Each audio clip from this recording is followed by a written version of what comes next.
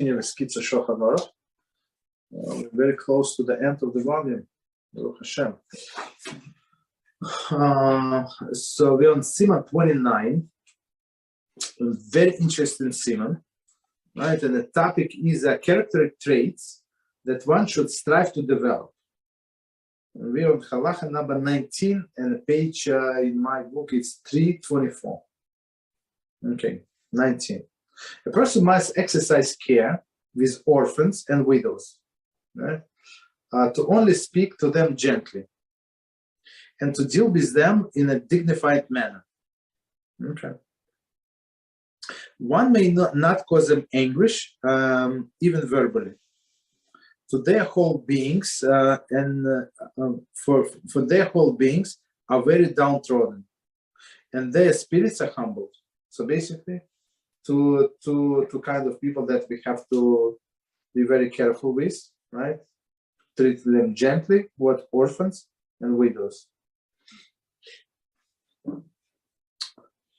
Okay, so because as we said, HaShem is always on their side. So don't.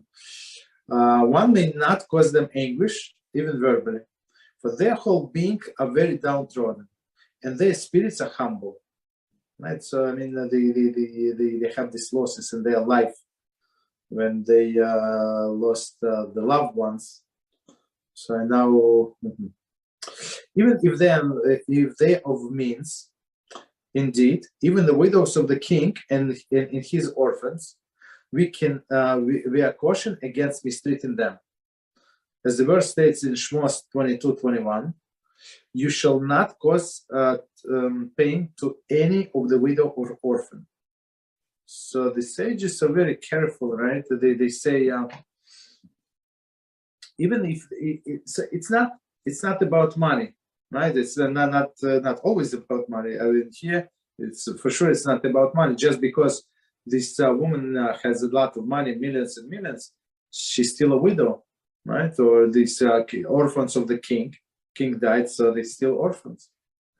HaShem is the one who spoke, and the world came into being, establishes covenant with them, that whenever they cry out due to an iniquity committed against them, they answered, as the verse states, verse 22, for if he shall cry out to me, I will surely hear him outcry.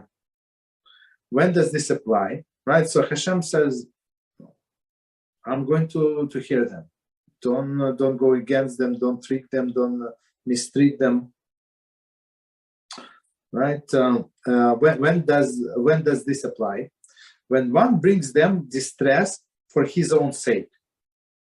So I mean, it's easy to take advantage of such people, right? For his own sake.